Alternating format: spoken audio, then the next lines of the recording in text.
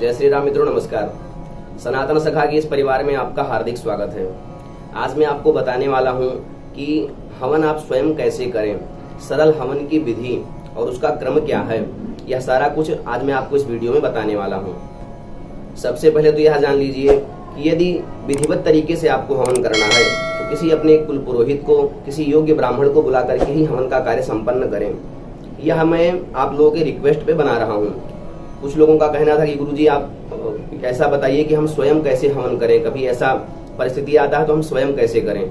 तो यह चीज तब के लिए है जब कोई पुरोहित, कोई ब्राह्मण आपको अच्छा योग्य ना मिल रहा हो, तब जो है आप हवन कैसे करें, उसकी क्या विधि है, यह मैं आपको बताने वाला हूँ। नवरात्रि का समय चल रहा है, थोड़ा सा भागदौड़ होने के कारण मैं आप लोगों को यहाँ पे प्रैक्टिकली करके नहीं बता रहा हूँ। यह मैं आपको एक पीडीएफ के थ्रू जो है बताऊंगा कि हवन का क्रम कैसे क्या रहेगा और कैसे आपको क्या करना रहेगा। तो आइए मैं आपको पीडीएफ के माध्यम से थोड़ा थोड़ा बताते चल रहा हूँ कि कैसे जो है आपको हवन प्रारंभ करना है और पूर्णाहुति तक जो है आपको अपना हवन संपन्न करना है। मेरा एक बार फिर से आप लोगों से यही रिक्वेस्ट है कि हो सके तो अपने कुल पुरोहित, किसी ब्राह्मण को योग्य बुला करके ही हवन का कार्य संपन्न करवाएं, क्योंकि शास्त्रीय विधि विधान से आप हवन स्वयं नहीं कर सकते हैं। तो आइए मैं आपको एक पुस्तक के माध्यम से एक पीडीएफ जो है सरल का जो है प्राप्त हुआ है, उसी के माध्यम से मैं आपको हवन करने की विधि बताता हूँ। जिस दिन आपको हवन करना हो, आप सुबह प्रातःकाल उठ करके स्नान आदि करके निवृत्त होकर के स्वच्छ वस्त्र धारण करें। जहाँ पे हवन करना है वहाँ की भूमि को शुद्ध करना है। वहाँ के, यदि आप ज़मीन में कर रहे हैं मिट्टी के, तो वहाँ पे गाय के गोबर से लेप करके ज़मीन को शुद्ध करके वहाँ पे उस ज़मीन को पवित्र कर दीजिए। फिर वहाँ पे आपको एक वेदी का निर्माण करना है। वेदी का निर्माण कर लीजिए। वेदी नहीं है तो कुंड है, जो भी आपके पास में उपलब्ध हो, कुंड बनाना है, वेदी बनाना है। किसी पात्र में आप कर रहे हैं तो उसमें अपना हवन कुंड आप जो है बना करके उसमें तैयार कर दीजिए। आपको वहाँ पे अपनी सारी सामग्री जो भी हवन में लगती है वह सब ले करके बैठ जाना है। सारी सामग्रियाँ आप एकत्रित करके फिर बैठ जाइए। पहले आपको आचमन करना है, तो 3 बार जल पी लीजिए। ओम केशवाय नमः, ओम नारायणाय नमः, ओम माधवाय नमः। जल पी करके चौथी बार जो है ओम गोविंदाय नमः बोल करके अपना हाथ धुल लीजिए। फिर आपको शुद्धिकरण करना है, हर तरफ अपने जो है ऊपर जल छिड़काव करना है, सभी सामग्री को और स्वयं को आपको पवित्र करना है। यदि मंत्र आता है तो ठीक है, नहीं आता है तो ओम पुंडरीकाक्षाय नमः बोल करके भी जल आप छींट सकते हैं। ओम अपवित्रः पवित्रो वा सर्वावस्थांगतो विवा यः स्मरेत् पुंडरीकाक्षं समाह्याभ्यंतरः शुचिः। इस तरह जो है शुद्धिकरण करके संकल्प करना है। हाथ में जल अक्षत ले करके ओम विष्णु से यदि संकल्प आता है तो वहाँ से बोलिए, नहीं तो आपका नाम गोत्र उच्चारण बोल करके फिर कृतस्य कर्मणः सांगता सिद्ध्यर्थम यथोपस्थित सामग्री भी अमुक देवता प्रीत है। देखिए यहाँ पे अमुक देवता की जगह पे आपको जो भी, जैसे आप नवरात्र में कर रहे हैं तो दुर्गा देवता प्रीत है, विष्णु देवता, शिव, जिनका भी आपको नाम लेना, यहाँ पे जो हमारे प्रधान देवता हैं जिनके निमित्त हम यहाँ होम कर रहे हैं, देवता प्रीत है। कृतस्य यज्ञ से सांगता सिद्ध है, होमम अहम करिष्ये, ऐसा बोल करके आपको जल छोड़ देना है। जल छोड़ने के बाद में आपने जो वेदी निर्माण किया है उस पर पंचभूत संस्कार करना है। आपके पास में यदि कुश है तो कुश ले लीजिए। 3 कुश ले करके उस वेदी को आपको जैसे बहारते हैं ऐसे ही आपको उसके ऊपर जो है बहारना है।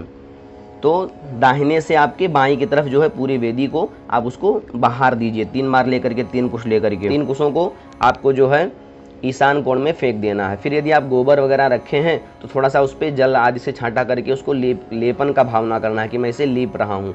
थोड़ा सा कुंड हो तो कुंड में, वेदी हो तो वेदी में उसको आपको लीप देना है थोड़ा सा ले करके। फिर आपके पास में जो भी लकड़ी है हवन के लिए उसी को आप ले लीजिए। वैसे श्रुवा होना चाहिए, लिखा है इसमें श्रुव मूलेन उल्लिख्य। तो श्रुवा से जो है जो वेदी आपने बनाया है उसमें पश्चिम से पूरब की तरफ 3 रेखा आपको उसमें निकालना है। 3 रेखा उसमें बनाना है, 10 अंगुल लंबी 3 रेखाएं उसमें निकाली जाती हैं। तो पश्चिम से पूरब की तरफ जो है 3 रेखा निकाल देना है आपको। 3 रेखा उसमें खींचना है। 3 रेखा खींच दीजिए। 3 रेखा खींचने के बाद में देखिए यहाँ पे लिखा है अनामिकांगुष्ठाभ्याम उद्धृत्य। अपने जो है अनामिका उंगली से और अंगूठे से जो आपने रेखा जो है उसमें निकाला है, उस रेखा से 3 जो है मिट्टी थोड़ा थोड़ा निकाल करके वहाँ आपको उत्तर की ओर वो भी फेंक देना है। फिर जल ले करके उस कुंड को या जो भी आपने बनाया है वेदी उस पे उस स्थंडली को आपको थोड़ा सा छांटा कर देना है, उसको सींचना है। यह होता है पंचभूत संस्कार। यह पंचभूत संस्कार करने के बाद में पवित्र अग्नि को आपको प्रज्वलित करना है। रख लीजिए, यदि आपके साथ में आपकी धर्मपत्नी बैठी हैं तो उनके द्वारा कहा गया है, कन्या के द्वारा, किसी सुवासिनी के द्वारा जो है अग्नि प्रज्वलित करना चाहिए, जो है अग्नि लेके आना चाहिए। तो उनके द्वारा अग्नि प्रज्वलित करिए। प्रज्वलित करने के बाद में कपूर से कर रहे हैं तो कपूर जला लीजिए, और बत्ती बनाए हैं तो फूल बत्ती आदि से जो भी है उसको जला करके 3 बार कुंड के ऊपर घुमा करके और बीच में उसे विराजमान कर दीजिए। फिर अग्नि देवता को नमस्कार करना है। इस मंत्र से भगवान अग्नि का आवाहन करना है। अग्नि प्रज्वलितम वंदे जातवेदम हुताशनम हिरण्यवर्णममलम समृद्धम विश्वतो मुखम। यहाँ पे अग्नि भगवान का उनको एक गंधाक्षत फूल या चावल पहले छोड़ करके उनका आवाहन कर लीजिए। पूर्वाश्वः अग्नि देवताभ्यो नमः आवाहयामि स्थापयामि ऐसा बोल करके चावल छोड़ दीजिए, उनका प्रतिष्ठा कर दीजिए, उनको नमस्कार कर लीजिए। फिर जो है जो भी आप लकड़ी रखे हैं आम की, जो भी आपने एकत्रित की हो, उसे लगा करके थोड़ा सा अग्नि को प्रज्वलित कर लीजिए। अग्नि प्रज्वलित होने के बाद में भगवान अग्नि देवता को एक गंधाक्षत फूल लेना है, और गंधाक्षत फूल लेकर के अग्नि देवताभ्यो नमः शकलोपचारार्थे गंधाक्षत पुष्पाणिम समर्पयामि, या फिर अग्नि देवताभ्यो नमः गंधाक्षत पुष्पाणिम समर्पयामि ऐसा बोल करके अग्नि के सामने आपको वहाँ पे चढ़ा देना है। उनका पंचोपचार पूजन कर लेना है। गंधाक्षत फूल, धूप, दीप, नैवेद्य, यह भगवान अग्नि को आपको अर्पण करना है। नैवेद्य के लिए आप 5 बार घी की आहुति उसमें डाल सकते हैं। जब अग्नि का पूजन हो जाए तो आपको घी से 4 आहुति देना है। यह जो है आहुति जो है इसे आघार और आज्य भाग के नाम से दिया जाता है। एक कटोरी में थोड़ा सा जल डाल लें और जो है अपने बाईं तरफ रख लें, क्योंकि यह आहुति जब आप देंगे तो यह आहुति देने के बाद में एक बूंद जो आपके चम्मच में बच जाए उसको इसमें आपको छांटा करना है। देने के बाद में 4 आहुति आपको देना है।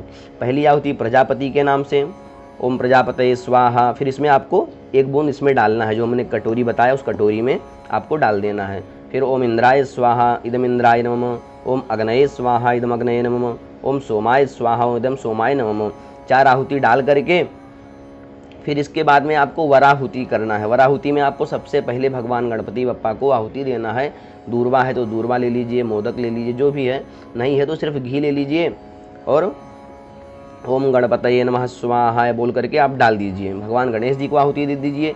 फिर दुर्गा माता को आहुति देना है। दूसरी आहुति फिर से घी भर लीजिए, ओम अंबिकायै स्वाहा ऐसा बोल करके घी की आहुति दे दीजिए। यह 2 आहुति होने के बाद में अब आता है नवग्रहों का क्रम। इन दोनों आहुति हो जाने के बाद में नवग्रह को होम करना है। नवग्रह होम के लिए आप चाहे तो जो है, यदि आपको मंत्र आता है, उनका श्लोक आता है तो एक श्लोक से आहुति दे सकते हैं, नहीं तो ओम सूर्याय स्वाहा ऐसे नवग्रहों का एक जो है नाम से उनको आहुति आपको देना है।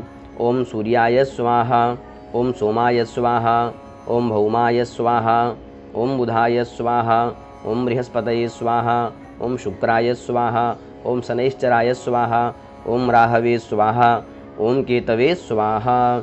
ऐसे भगवान नवग्रहों को एक आहुति जो है इसे प्रदान कर दीजिए। नवग्रहों को आहुति देने के बाद में अब यहाँ पे प्रधान देवता का होम करना है। प्रधान देवता कौन है? जैसे आप नवरात्र में कर रहे हो तो आपके प्रधान देवता जो है माँ जगदम्बा हैं। आप भगवान शिव के लिए कर रहे हैं तो आपके प्रधान देवता शिव जी हो गए। विष्णु जी के लिए कर रहे हैं तो प्रधान देवता विष्णु जी हो गए। तो उनके नाम से हमें आहुति प्रदान करना है। तो उनके पंचाक्षर नाम से आहुति दीजिए। यदि आप नवरात्रि कर रहे हैं तो आपको नवार्ड मंत्र पता होना चाहिए। नवार्ड मंत्र से 108 बार आहुति दे दीजिए। 108 आहुति हो जाने के बाद में जो भी और भी आपने स्थापित किया है उन सारे देवताओं की आहुति आपको दे देना है। जैसे आपने कलश स्थापना के साथ में यदि आपकी कुल देवी हैं, भगवान वरुण हैं, नवग्रह, इन सब की नवग्रह की शुरुआत में ही आहुति हो गई है। इन सभी की आहुति देने के बाद में इष्ट देवता के नाम से देना है। जो भी आपके इष्ट देवता हों, इष्ट देवताभ्यो नमः स्वाहा। कुल देवता के नाम से दे दीजिए, ओम कुल देवताभ्यो नमः स्वाहा।